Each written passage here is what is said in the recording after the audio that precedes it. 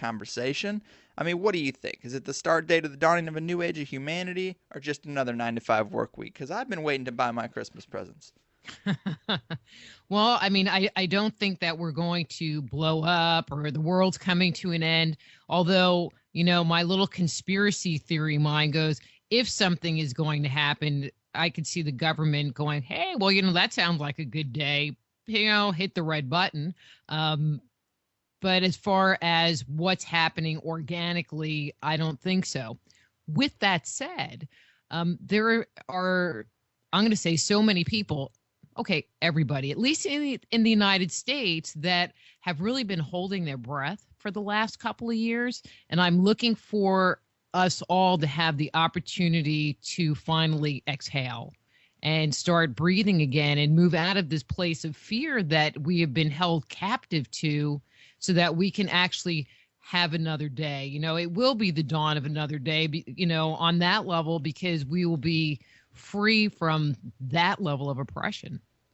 Well, that would be nice if that was the effect it had. I mean, I'm going to have fun with it. It will be the dawning of a new age for this man. No more soda, no more fast food, a more conscious attention to getting myself where I want to be.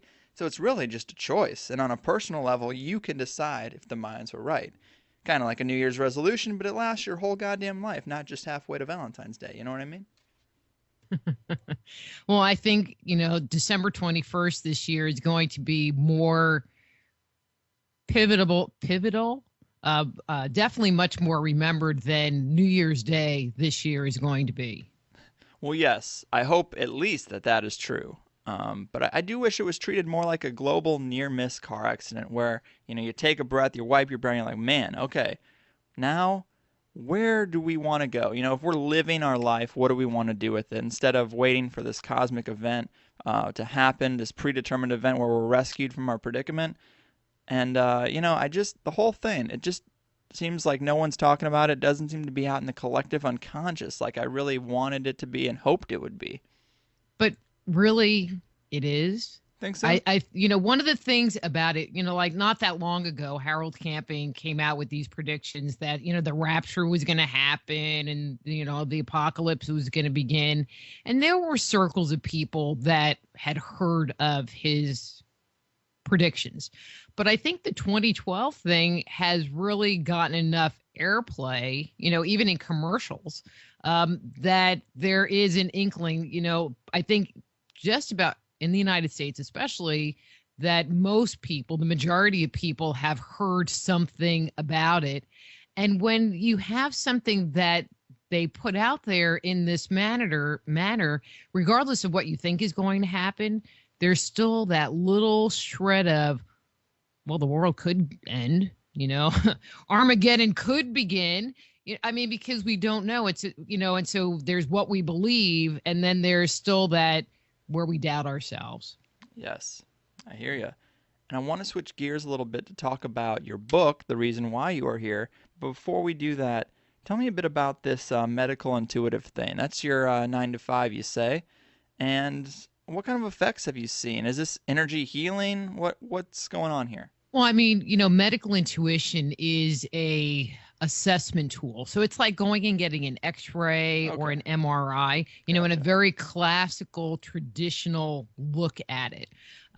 Because the medical intuitive's job is to look at the individual's body and give them some feedback as to what's going on. And so it's different from getting Reiki done or healing work done, because it's not a healing modality. It's more like getting a psychic reading, but it's still really cool. And one of the things that I feel I bring to the table for people, in addition to being able to look at the physical body and say, well, I see this, there's inflammation here, there's this bump here, like I can energetically kind of remote view and touch their organs, and, I'll touch their kidney and they might have a kidney infection going on. I'll be like, ow, ow, ow, because wow, I can feel the pain in their body. So there's that aspect to it, which is pretty cool. But one of the other things is that I'm able to feel into their emotional energy and help them understand what the thoughts and beliefs are that are causing them to manifest the illness in the first place. Hmm.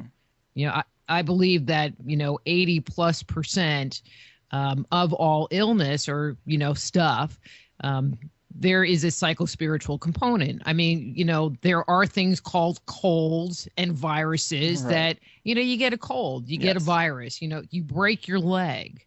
There's not this whole big emotional piece, even though there are the individuals who say, well, there was a reason that you broke your leg. It's like, well, that's really not, Right. what I'm looking for in Hmm. a person. Many times, they are, I'm looking more for beliefs like I hate myself or A daily struggle for I me. hate my mother. Um, well, because those are the things that limit the flow of energy through the subtle body and create the disease in the first place. I mean, it seems logical to me. I'm a definite believer that people can make themselves sick. I mean, I loathe my day job, and when I'm on my way to work, I'll usually manifest myself a headache or a stuffy nose or something. And, I'm like, am I allergic to this place? But really, it's just a mental thing. And, I mean, even a force like stress, an unseen force, is pretty accepted by the general medical community, the mainstream medical community, that there is a stress effect. Well, I mean, but to me, stress is like such a generic global thing. It's like, what are you stressed about? True. That's really where it becomes the key. And I'm going to throw this out because, I have another book called Avoiding the Cosmic 2x4 that goes into this topic in much, much greater detail. And if you want, I can send you a copy of that and we can maybe do a show, excuse me, around that topic. Yeah, absolutely. That would be awesome. I'd love to take a look at that book. Let's talk about the book actually that you just recently wrote, Man Made, the reason for your visit to THC. I really do want to get into the chronology of our extraterrestrial gods, this timeline. But first, tell the people a little bit about the work and the research and the dedication it took to get this book out. I mean, we're not messing around here. You did quite a bit of research, am I right? Oh, yeah. One of the things that we did is we would get a clue, like, what about this? What about the gods, and excuse me.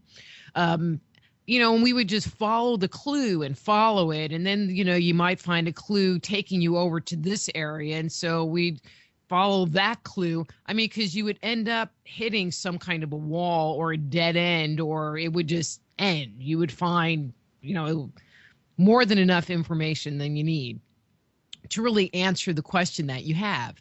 And so that's really how we addressed this was by, we would find a myth in one culture and then look to a different culture around the world to see if we could find parallel myths there too. One of the things that we were adamant about was finding multiple myths that referred in essence to the same event that we were talking about in the book, because to us that validated that there was truth. And we're not talking about there's a Greek story and a Roman story. We're talking about there's a Greek story and maybe an Indian story or a story that comes out of Hmm. the Americas. Gotcha. Um, to say, okay, we're talking about a global story, not just a local story. Right, absolutely. And that is the most fascinating thing is that at a time when cross-continental communication and travel was off the table as far as conventional history is concerned, these societies on different parts of the globe seem to have similar stories and myths, and I guess it creates a unified narrative. But, walk us through it. Let's take it from the top. Where does this origin story start? Well, it starts in the beginning. Makes sense, if you read the narratives, and right? then it moves forward in time. I mean, one of the things that we were so blown away with were the parallels that we found around the world, starting with in the beginning, where the beginning of their creation narrative starts with this null and void or talking about energy on the water. I mean, there were a few uh, images that came up over and over again, which says, well, unless they're talking about the same thing, then it would have to be Right. they would be different. They would by necessity be different. Of course. And these stories we're talking about, these earliest stories, are these the Sumerian texts? Because to my knowledge, there's nothing older, correct? Well, there is the written chronicles that go back to the Sumerians, but the narratives, we believe, went back much, much, much further in time and were carried forward through oral traditions. But I'm going to throw a little caveat in here Okay. as to where the earliest of stories, talking about the beginning of the planet and the very early history on the planet Hmm. prior to mankind, as we know mankind being created, um, came from. So there is a gentleman named Bersius. He was a Babylonian priest who lived during the time of Alexander the Great. And one of the things that he mentions is that there were these creatures that were called Onaz, or at least one of them was called Onaz. They were not quite sure if that was a proper name or the name of these creatures, but the first one's name was Onaz. And he came during our prehistory, so this was prior to the flood, and taught mankind stuff. Um, and so, according to Bersius, these creatures appeared 6 different times on the earth, 3 times before the flood, 3 times after the flood. And it's also described by him that these creatures taught mankind their history. We have a parallel story. Okay, so we have this, half man, half fish, and there's this whole group of gods that are tied to the water, and have this like fish-like, reptilian-like characteristic. But we go across the ocean and we find, like the Aztecs, for example, say that Quetzalcoatl, the feathered serpent, taught them their history. And so we have, stories of the gods telling mankind their history. And so one of the things that we contend, excuse me, is that the stories we have, these most ancient of legends, aren't our stories about the gods, but actually the gods telling us their stories. Yeah, their own history, right? And there's a number of reasons why that we think are supported when you look at myths where mankind is involved. Jason and the Argonauts, or any of the stories where the Trojan War, any of them. When the narrator talks about the gods, they're always separate. They're always on Mount Olympus, and when humankind interacts with them, they're always in this subservient kind of position, or you look at the like the Vedas in India, they're praying to the gods. It's like, oh God, please make my grain go good. Kind of like we pray today, hoping for salvation from the gods. But when you look at these earliest stories, the narrative isn't that way. The person telling the story is just right there in the middle of the action. And he doesn't have this positioning of awe and veneration toward the gods. And, the stories that come from this earliest period, the gods are represented as being really pretty awful. They're killing each other and conspiring against each other and destroying worlds. And the narrator isn't really even shocked by their bad behavior. And the only way that you could see that as being okay is if that was part of your culture. And an analogy I like to make is, if you're a member of a criminal gang, in East LA or Harlem or, wherever they hang out, and you're writing about your life and the activities that are happening around you. There was a drive-by shooting yesterday. Yeah, so And it was, casual. yeah, but that's how those stories are presented as, oh yeah, there was a drive-by. The Crips went after the Bloods, and these guys, and one of the Crips over here was like doing. That's how those stories read. Absolutely agree. Going to Catholic school growing up, reading the Bible, I thought death was handled so casually, killing people left and right. I want to throw this asshole to the lions. I want you to kill your kid. I got plagues coming at you. Everybody's sacrificing their firstborn, crosses. Death is so casual in the Bible. I just want to know, when in our history, in mankind's history, did God go from being this like mean, bump everybody off kind of person to he's a kind and loving God? Well, yeah. See, that's the point right there that I think Catholics decided to use their religion for control through fear. And it seems like that was the time where they went around stamping out other religions. Anything pagan became satanic. And we're taught in school that they were just spreading their religion, but they were rewriting history by force, killing anyone who wouldn't accept this newly designed control framework.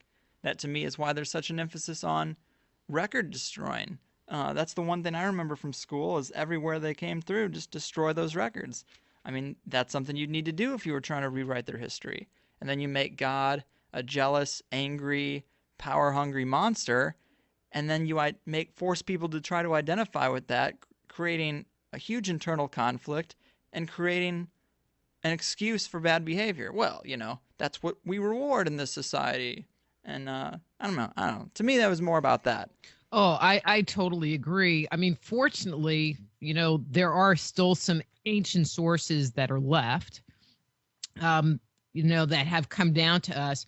But then we get a certain amount of literature, from the Americas that were written down by the early Spanish chroniclers, which are my favorite. Yeah. I love these guys because they are so prejudiced. Now we're talking. And can I just read you this one little portion? Yeah, Because go. in this one passage, you can see that the myth that they're talking about was actually part of their cosmology, because this chronicler has such a level of disbelief in the narrative he's hearing. And so this is like one of my favorite passages. According to the most certain and true opinion, there could not have been inhabitants in this land before the universal deluge, for it is certain that all men sprang from our father Adam, and that in the period between Adam and Noah, so wide a dispersal could not have taken place. How was it possible that these Indians could have any knowledge of the deluge? Yeah, wow. Which says to me, they have a flood story. Yeah. Right. And it must have sounded pretty much like the Christian story, because this guy doesn't believe them. Well, yeah. I mean, it backs up what I was saying before, but also that sounds like the same kind of shit Sean Hannity's putting out today. Everyone is so cocksure, so pompous, so sure that the stuff they've been brainwashed with must be the truth. And that's why I'm not really sure of fucking anything. Oh, me either. And what I find interesting is that there are so many people, and please don't send any mean cards or letters, anybody that's listening, but there are so many people that feel a need to hang on to the biblical text to justify biblical text through myth, that it just doesn't work. I mean, one of the things that we did was we put our Bible and our preconceived notions to the side, because there was no way to allow the myths to talk if we were going to try to prove something else. We didn't go in trying to prove anything. We went in trying to just uncover, what were they saying? What is our history without bias? And let me tell you, there were areas that we thought we were going to go, and it turned around that was not what the myth said, period. It was like, Yeah. Well, let's get into these myths. Let's go back to before humans, because a big part of the old stories is genetic manipulation and the creation of humans. Hmm. Let's talk about that. Who created us? How did they get here? Where did they come from? And where do these stories come from? Rita, what's the deal? Well, the stories I think came from the gods, that they told us. Um, there are multiple texts that talk about the creation of mankind. And one of the things that you find is that there were actually multiple instances, and I'm just kind of summarizing, the conclusion I've come to based on this material. We offer everyone to make their own conclusions reading the material, but this is the conclusion that we've come to, is that there have been multiple rounds of genetic engineering that have happened, with mankind being the most recent round of genetic engineering that happened. But the narratives tell us that the gods created mankind, and they, we were not the, first and iteration. We find like in the Popol Vuh that comes out of Mesoamerica, that there were multiple creations. They made one man out of mud, and when it rained, he disintegrated. And they made another man out of sticks, but he was really stupid, and so they got rid of him. And then finally they decided to use corn to make mankind, and they made mankind using 4 different color corn: white, red, black, and yellow. Oh shit. Kind of interesting Yeah. thinking about the demographics on the planet. Yeah. And, Especially when you consider what we're told about civilization at the time. They couldn't have traveled around the globe. They couldn't have known all the races on the planet. How did they nail down all the different races without that knowledge, without cross-continental travel? well, that's because it was just corn. It wasn't, races, quote Right. unquote. How silly of me. I'm being ridiculous. Right, but then you look at like the Sumerian text, and they talk about, again, multiple creations, and one of them couldn't stand up by himself. One of them urinated, couldn't hold its urine. Oh They made a God. female one that was not able to conceive, and they went through 6 or 7 different versions of man until we were finally created. So there's a pretty consistent storyline of these multiple creations around the world. And why do you think they created man? As a slave race? I like to use a different word. A Um, gentler word? I believe that mankind is a domesticated race. Ah, Now, when you're domesticated, you work. Like we have horses are domesticated. Donkeys are domesticated. Camels are domesticated, and they are domesticated work animals. Now, thank God we're like not domesticated to have for lunch, because I right. just don't really want to be an alien burger. Yeah. Who does? But and so slave, kind of a strong word, but a domesticated work animal. Yeah, I think so. Hmm. I think so. That could really describe us today still. Well, we have such a strong work ethic. We look at like dogs, and there are certain dogs that are bred to herd animals or hunt, chase after birds or whatever. And a friend of mine has had this one dog. I have a little dog. I'm always telling dog stories anyway. And so it was a Sheltie, which is a herding dog. And when her kids were young, if she wanted one of the kids to come over, the dog would go and herd the kids over, because it's just bred into it. And we as humans are so bred to work. If we're not busy doing something, we feel like there's something wrong. Yeah. But it's true. No, right. There's plenty of people that think if people aren't busy doing something, then there's something wrong. Especially if your last name's Rothschild. Yeah. Yeah. Well, from these stories, you push back human history far further than the conventional. I think the number is 1.5 to 3 million years ago in the book. Correct. Correct. Well, Well, which texts were you reading that got you to that time frame? I know these stories came from the creator race, but where would someone go? What could they read to study the source material if they were interested?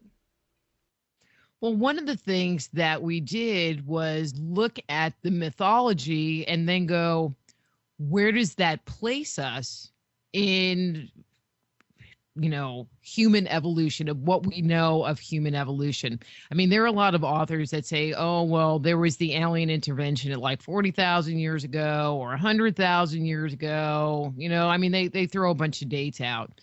But when you look at some of the myths, for example, there's the story of Prometheus, the very famous story of Prometheus, and Prometheus gives mankind fire. And because of his digression, he is chained to a rock, and every night an eagle comes and eats his liver, which grows back by the next day, so that the eagle can come and eat it again. And so 40,000 years ago, we definitely had fire. 100,000 years ago, we had fire. And so our thinking, because there is this common narrative of the gods, miscellaneous ones around the world, of the gods giving us fire. So our thought was, well, when did we have control of fire, or when were we using fire? Maybe not making it, because we know that was a later development, but using it in a controlled way, because there's evidence of mankind using fire in a controlled way. And that took us back to about, between 1.5 million years ago and 3 million years ago.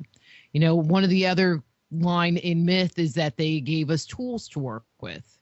And, the earliest tool users was Homo hablatus. He was 3 million years ago, and right around that same time, in between Homo hablatus and Homo erectus, tied to that are a number of genetic changes that also happened, until when we get to Homo erectus, it's kind of like all of the major changes were walking completely upright. Our toes are in alignment. We don't have a big toe that sticks out to the side anymore. We don't have any hair anymore. We are starting to live in small cultural groups. We are building little tents or houses to stay in, temporary shelters, which are the very beginnings of culture. And then there was one little enigmatic text that I thought was very interesting. In the Bible, when God kicks Adam and Eve out of Eden, God makes them clothes out of animal hair, animal skins to wear. And so if we're talking about a more contemporary time for even Adam and Eve, we weren't wearing animal skins. Mm-hmm. Yeah. And so, but the animal skins fit in with that Homo erectus time period.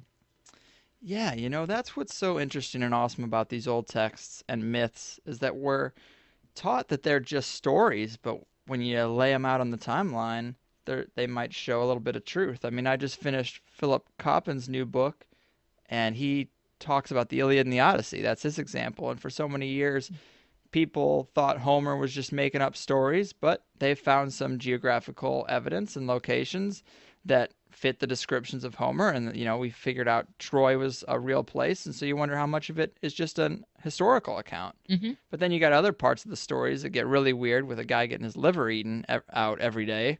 And you just got to say, I guess they took some poetic license with that one. But Prometheus was a god, and so he was immortal. Well, okay. When I'm hearing the word gods in this context, I'm just thinking humanoid alien. Humanoid beings that came here in the past. Is that not what we're talking about?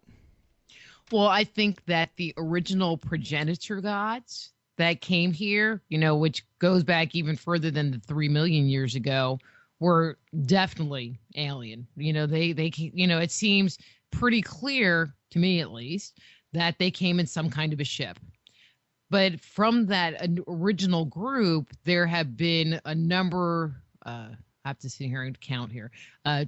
Two other groups prior to mankind that we believe were genetically engineered by this progenitor group, with mankind being the final group. And so, are they alien? Eh, not so much, but are they human? No. That's like no capital letters, underlined exclamation point. They were definitely not human. Right.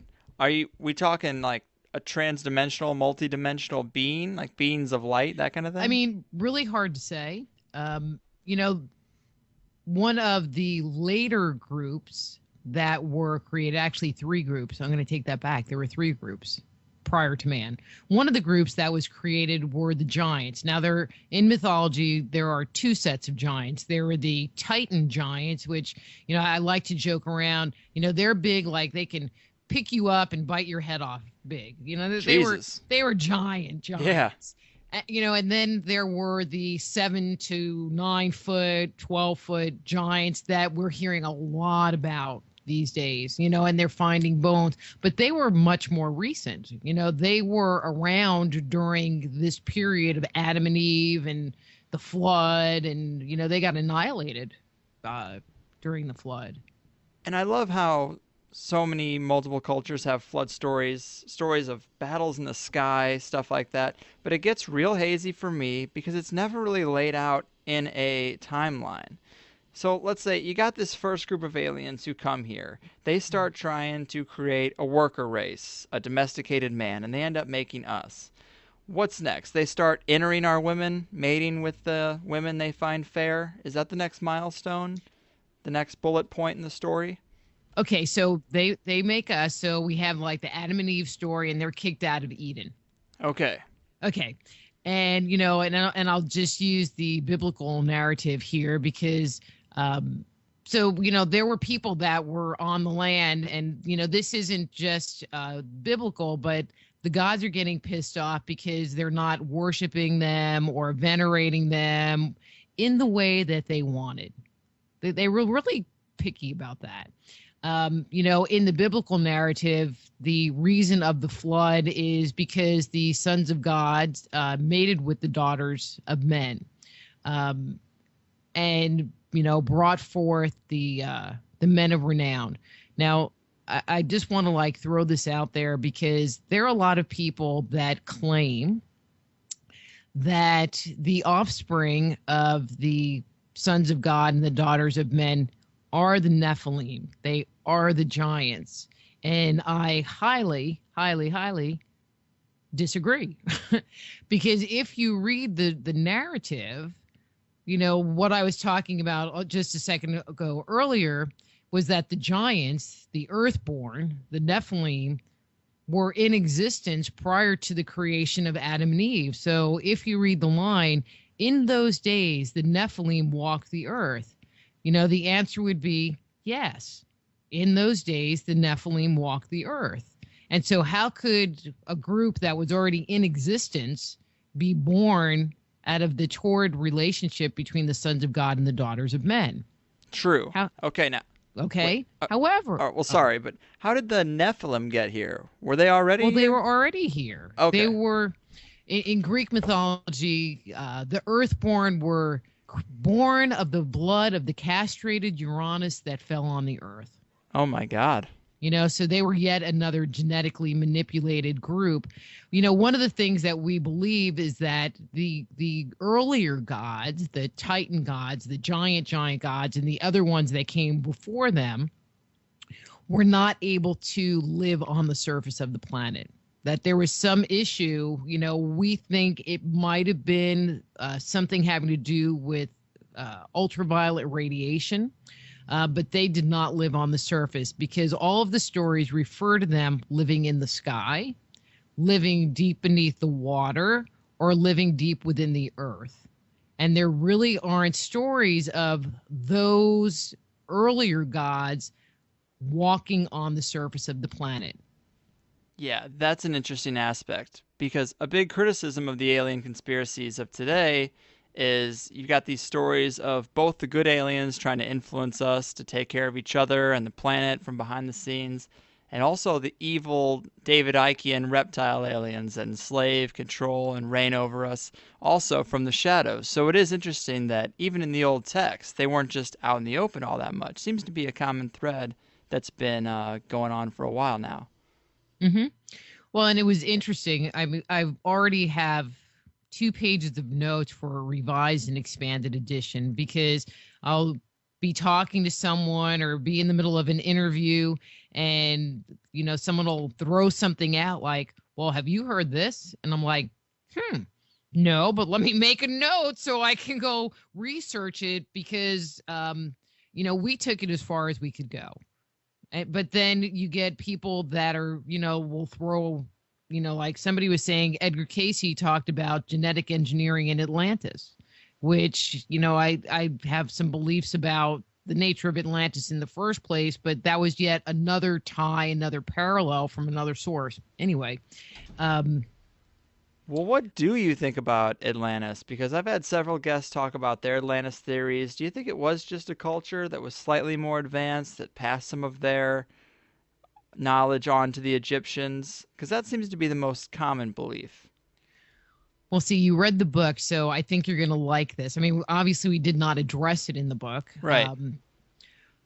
But this was the original thought came from, and I'm going to give him credit, Giorgio Zuccolo. So on one of the episodes of Ancient Aliens, Yeah. who was talking about Atlantis, and his comment was when the flood was happening, and I'm just going to use what he said, but when the flood was happening, Atlantis, as opposed to sinking, took off because it wasn't an island, it was a ship. And when he said it, I thought, well, that's stupid. Yeah, me too. How could this little ship account for an island? Right. It just really it didn't make sense. Yeah, it is far-fetched, but have you found any evidence to support that possibility? Oh. No, I mean, in thinking about it, of course, after the fact. Okay, so one of the things that we learned from mythology is about the home of the gods, heaven, the home of the gods. And these homes are, it's not like, Zeus has a condo in heaven. Zeus has this palace, and all of the other gods have palaces that are huge and palatial, and there are trees, and there are animals, and there's, gardens and farms in heaven. In the Indian text, they talk about these sabas. And the smallest one, without going through this whole thing, the smallest one in American measurements would be, according to the Mahabharata, 300 miles wide by 500 miles long. So it's huge. Now, even if it's exaggerated, they still describe it as being able to house hundreds of thousands of people. Now, if one of these, okay, so all right, so we have these ships, or we have heaven. Now, mythology clearly tells us that these things could go anywhere they wanted to, under the water, in the air, at the will of the owner. Okay, so we got these ships that are going around. But if you think about it, take it to the next step. Okay, so Atlantis was in the middle of the ocean. So who controls the ocean? Enki controls the ocean. He's the god of water, the god of fertility. He's associated with Poseidon, the god of the oceans. His home is in the water. Enki is also tied to the creation of mankind story. The little tidbit, which really kind of nailed it, even though I haven't researched it, was that Edgar Casey talked about genetic engineering happening in Atlantis. Well, Enki is the god that was responsible for the genetic engineering of man. Huh. So could Atlantis have been Enki's home? Yeah, it is a possibility. It's possible. Yeah. Now, the two things I always hear are we're talking about the flood here. The flood story is very prominent, but also the giant battles in the sky, the wars in the sky. Which one of these things came first? The alien war stories. Okay. So they created humans. Then there was this big power struggle, big war happened, and then the flood. So how much time passed here? Well, actually, the war happens first, and then they create man. Oh, oh shit. Okay. Because once mankind, like I've just started reading the Mahabharata, and so I'm not quite sure how that story fits into what's going on. Um, because that's the story where it has all the ships flying around and all this stuff Yeah. going on. Flying And so carpets I'm and not stuff. really right, and I'm not really sure where that fits in time wise yet. Yeah, that's where it gets hazy for me too because I just try to put this into a timeline and they never really say. And of course, they didn't use the same calendar, so it's pretty much impossible for them to say. But after thousands of years, it's even harder for us to conceive of putting this all together. But the majority of the wars that happen, especially the big war for control between the sky god and the earth god, happened millions of years ago. We put it at four.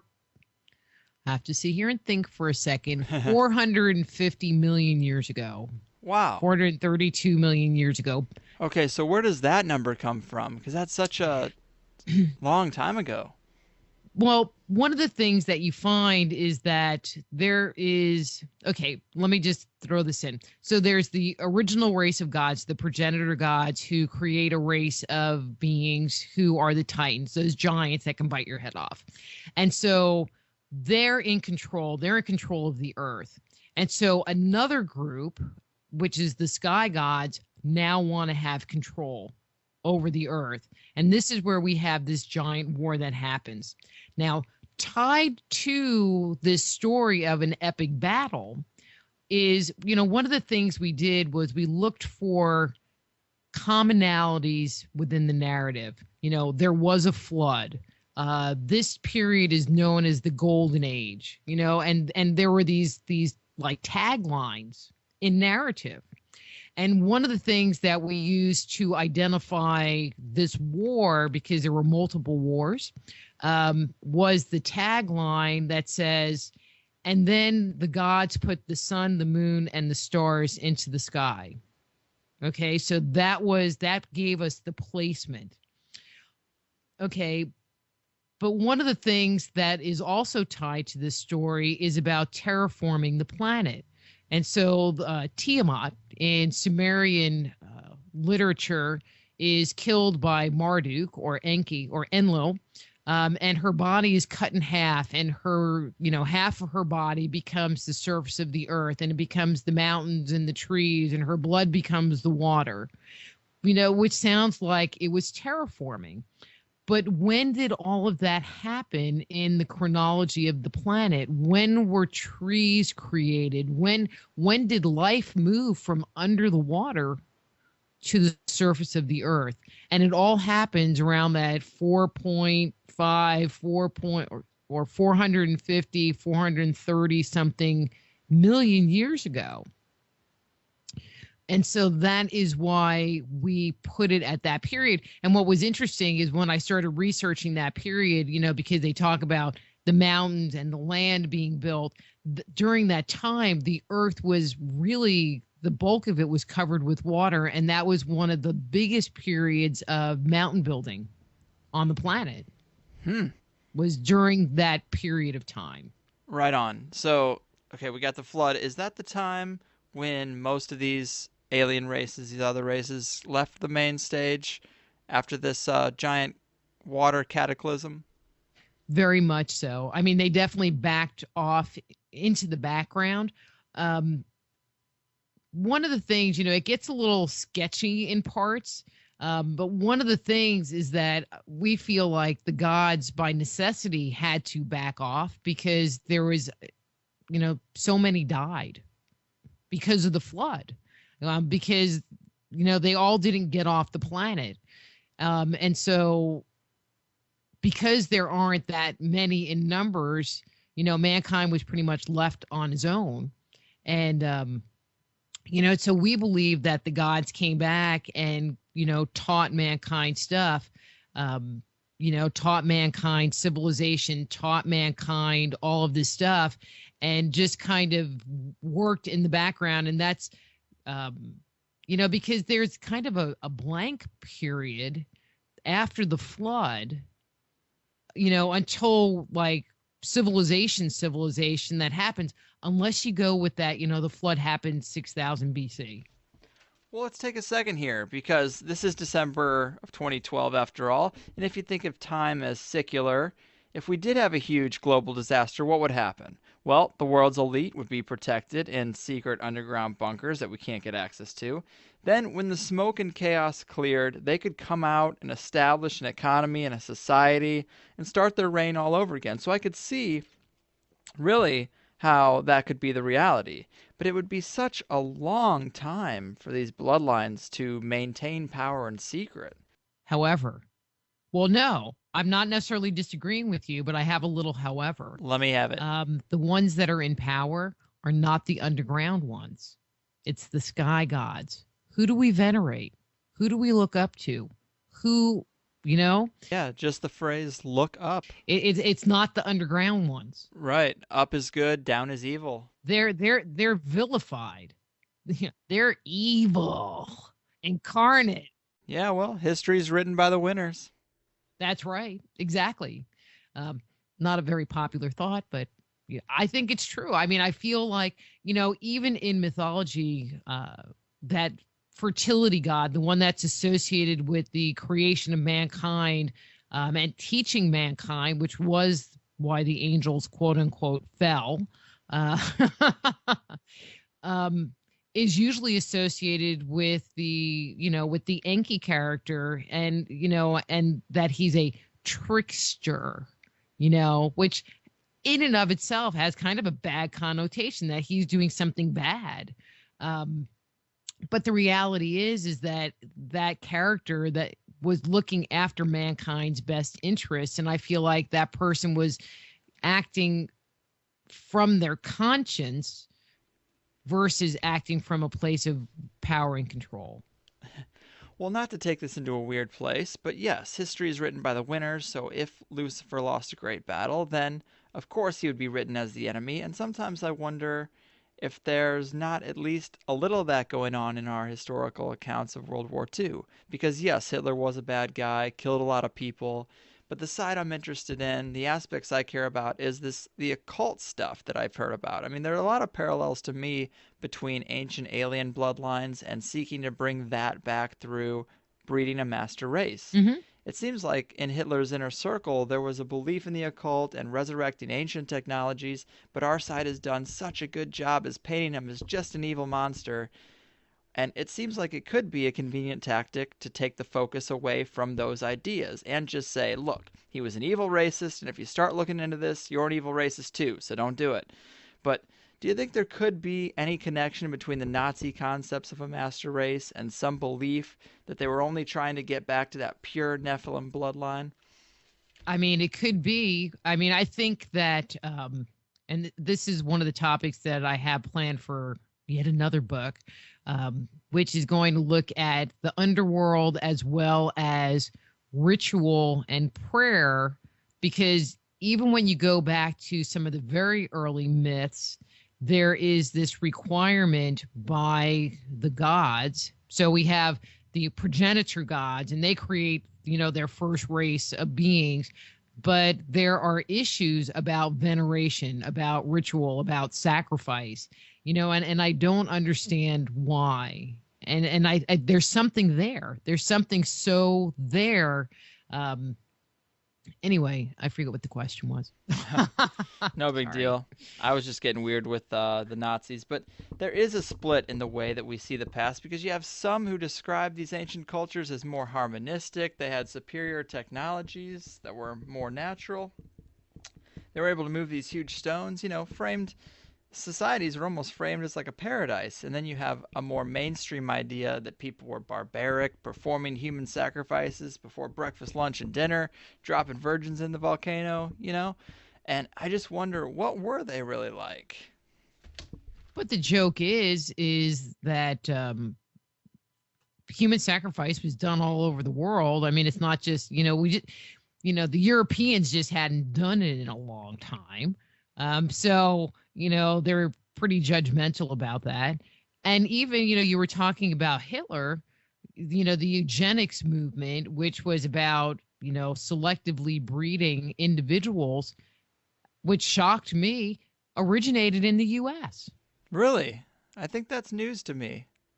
Well, Yeah, that was Stan Friedman and Kathleen Marden. They had done a whole chapter in a book talking about the eugenics movement. But yeah, it was started in the US. And it's like, well, then how can we say that they were bad if we started it in the first place? and we had concentration camps too. Most people know that. So again, history rewritten as the winners of the conflict like it. The heroes beat the bad guys. Doesn't really matter who did what, and there are no stories in history where the bad guys win. Funny how that is. Hmm. But let's get back to the good stuff. What would you say is your favorite story of man interacting with an extraterrestrial race? About man interacting, or just one of my favorite mythological stories? Well, a mythological story that you think might have some validity or describe an actual event. Okay, then I would have to say Moses. Moses, Moses, Moses. No. I mean, I remember reading the Old Testament, or not the whole Old Testament, but parts of the Old Testament, especially Genesis, because I just find that book fascinating. But my favorite part is Moses is in the has led everybody out of Egypt, and they're in the desert, and he goes to Mount Sinai, and he's going to go hang out with God on Mount Sinai, and and then it starts thundering and lightning, and the top of Mount Sinai is surrounded in a cloud, and God wants to talk to the people, and starts talking directly to them, and it scares the crap out of everybody. And so they tell Moses, like, no, no, no, you talk for us, you talk for us, we want to get out of here. And so many people say, oh well, I mean, they forget that part, that there were other people involved and not just Moses in that whole story. And from a Jewish perspective, that is one of the reasons why they celebrate Passover. I mean, there's passing, having the spirit of death Passover, but it's also tied to, this interaction, this one-on-one interaction with God. That, why would a group make up such a far-fetched story and then make it so important that that story is passed down parent to child, generation to generation, ad infinitum? True.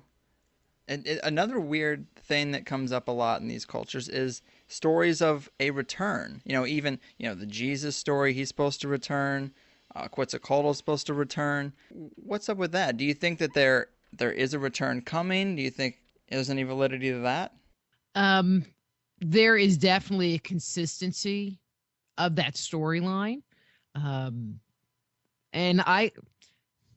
well, you're kind of a conspiracy guy, so I'm just True. going to throw this. I'm just going to throw this out there, which I was so not put in the book. I'm ready. Okay, so the flood happens now. The gods are priming us and domesticating us. I mean, because we're pretty freaking domesticated. You That's take true. away our internet, and we're a lost cause. And the younger generation, I don't know how old you are, Greg, but my kids would be lost. No internet, no cell phone, no remote control. And so I feel like there has been yet this next level of domestication where, putting your personal stuff out on the cloud, I'm sorry, I just have an issue with that. And they're just like, oh, it's okay. Oh, look, but you can put all your songs out there. And I'm like, yeah. And then the government can just peer in. Right. I don't think so. And the cloud is such a happy word. I know. Well, that's where the gods are. Ooh. Right. Anyway, somebody said, but the gods kind of drop off the map a really long time ago. I mean, Right. if you think about like Moses's encounter with the gods, what, 1500 BC, something in that area. Not too much interaction that we find after that point in time. don't really know about Native American sources if they have more current encounters, but we can kind of place Moses somewhere. Um, but that's not even 5,000 years. Hmm. And so in the life of the gods, that's like the next day. And so could they be just waiting for us to become even more domesticated so they can come back in and do whatever? Right. I think it's entirely possible. Well, and there's some people who speculate that the whole theme of that the Greys are actually kind of genetically manipulated creatures from a different race who sends them forth to do these abductions and to create these problems and to create a fear around them. And then this other race who you don't see will come in and save us from their own creation as the good Hmm. guys. That's a popular theme. But, if you had to speculate about aliens' interaction with us today, would you say it's non-existent? Is it in the background? Is it there? Are they the ruling elite? What would you speculate? I've never really been a big UFO person, and I'm Hmm. I'm just saying that up front. But after researching this book, my belief that they were definitely here in the past, that they definitely had significant, all right, all the control over everything that happened on this planet. I they weren't just like doing a flyby and just coming in and just doing something and then leaving again, because historically speaking they've been here since the beginning of time, and definitely since the beginning of mankind. So why would they just go? Why would you give that up? With that said, we hear stories of bases, alien bases underground. We hear Yeah. stories of USOs, of ships coming out from under the water. And obviously, we have ships that are flying around in the air, which those three areas, and only those three areas, parallel the three major areas that you find the gods in myth. Right. I had Stan Deo on a couple of weeks ago, and he talks about a Black Ops facility that he had worked at, and then he left it, and his intel from people who were still there is that Greys came in, they worked with them, and then the Greys sort of like marginalized us and pushed us out, and that these underground bases in some cases are actually controlled by an extraterrestrial race. But I guess I just wonder why. Like, why? What's their motivation? Why would they spend their life hiding out in a cement bunker underground to somehow influence us? It's like why wouldn't they just come out and say, "Hey, we're here. We are smarter, more intelligent, have better technology, and you'll serve us." Yeah. And what their motives are. I mean, why they came here in the first place is kind of like the $94,000 question. Don't know. There is absolutely nothing that even remotely goes into that topic, mythologically speaking. Yeah. Um, It's a story that I want to be true. I would love there to be bases underground controlled by aliens, but it's got to make sense. And even though but the, if you well, go ahead. but if you think about it from, and see, this is kind of where I'm going with my veneration thing. It's like when you venerate something, when you pray to something, you are willingly giving it your energy. And it's kind of like, it makes me think of Monsters Inc. Yes. If you're scared, you produce a lot of emotional energy. If you laugh, you produce a lot of emotional energy. Well, when you are in deep prayer, there's a lot of emotional energy and intention going to whoever or whatever Mm-hmm. you're sending it to. And so do they not disclose themselves because they want to keep receiving our energy? Right. And there's a lot of speculation that, I mean, there's a lot of weird stuff about Disney. Walt Disney was a Mason, blah blah blah. And I've seen a lot of material on the fact that Monsters Inc. is a symbolic representation of what these elite do. They Hmm. feed off our energy. Well, and I'm just going to throw something out there that um, is even a little more weird, I but like weird. there, I mean, and I'm not talking about channeled information. Okay. I'm just going to put that over there to the side.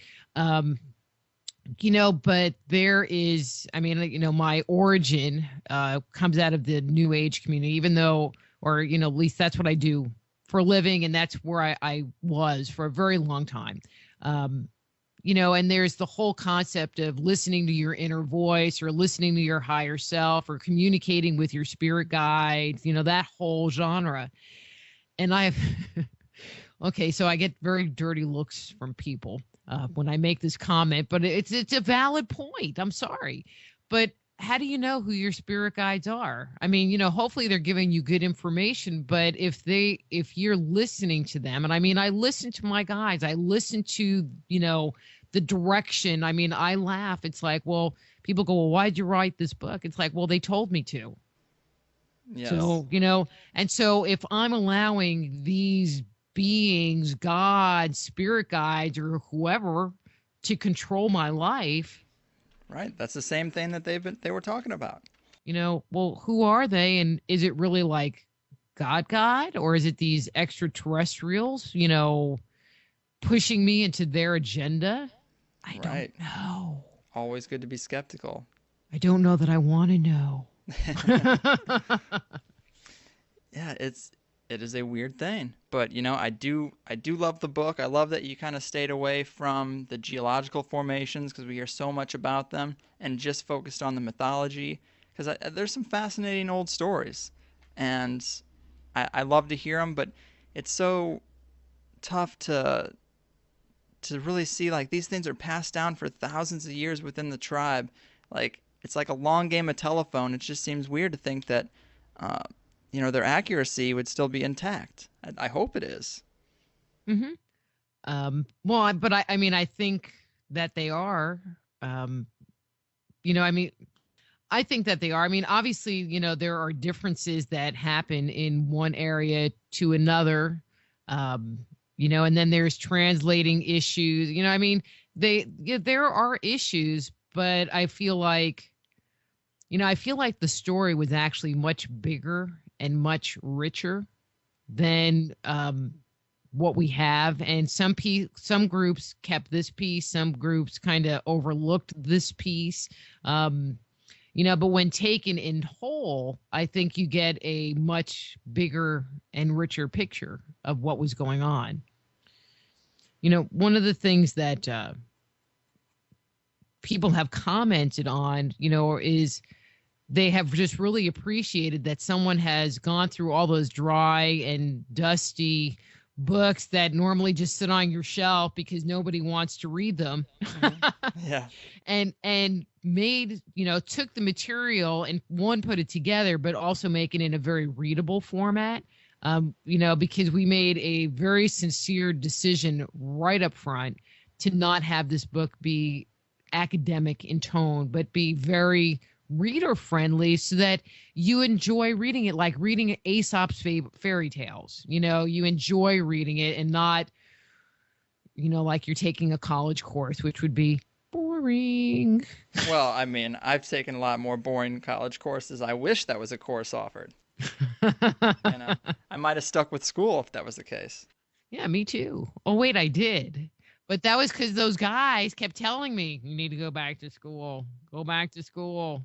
Like, okay. Well, we're getting down to it, but I want to ask you one more question. Do you think, at the highest levels of Catholicism, do you think there are people that know the real translation of the Bible? Because it seems to be fairly cryptic. Do you think that there are things built into it so that someone could pull a higher priest aside and say, hey, here's what we're talking about. This means this, but don't tell the people that. Do you think that goes on? I mean, I think that is totally possible. I mean, if you even think about secret societies, they have little code words or symbols that have a much deeper understanding or representation than what you see on the surface or the little bit that they're willing to share with you. So, I mean, it's entirely possible. Yeah, it's a weird thing. But then when you think about that, you say, well, if the secret societies can keep these stories intact, why couldn't the Dogons? hmm but it's not really the Catholics. Really, where you really have to take it is into the Jewish faith, because the Old Testament, where all the really good stuff is, um, is Yeah, it's they've been so terrorized over the years, and moved and whatever, while it is possible there might have been issues just in preserving the ancient wisdom. Hmm. Not to mention all the conquistadors burning books and records of any tribes they came across. Ah, that is such a On the disaster. Library of Alexandria. Bye. I mean, could you imagine, a library that was constructed, at the turn of, would it be the millennium? At around zero AD, way Yes. back then. And having all of these documents still there for us, because they were collecting old documents and putting them in the library. Hmm. Could you imagine? Oh my God. I know it's really tragic that some just grunt soldier who's told to go burn down this thing would just go ahead and do it. And such, they had influenced the culture forever. It really was a pivotal moment. And I'm sure they didn't think Well, of it and the that same way. thing happened in China also. And I don't remember what emperor it True. was, but it was around 300 AD that this one emperor Mm-hmm. went into power and he wanted to basically rewrite history. And so he burned all the books. And so what burned there Yes. too, who knows? Right. So many people have tried to erase and then rewrite history for their own ego service, and it's a sad reality. But, we got people like you writing books trying to piece this thing back together, and I Thank you. appreciate it. Well, Rita, it has been a great talk. I really enjoyed having you on. Would you like to tell the people about your other work or a Sure. website? Well, I like to just share that my personal website is www.soulhealer.com. That's SOULHEALER.com. And Powerful. basically, it is the portal to everything Rita Louise. So you can get information about the book. I have 3 other books that are on that website, my books. There's information about my radio show. There's information about the services I offer, including medical intuition evaluations and energy work, courses that I teach, everything. Like I said, if you want to know anything that I'm involved in, go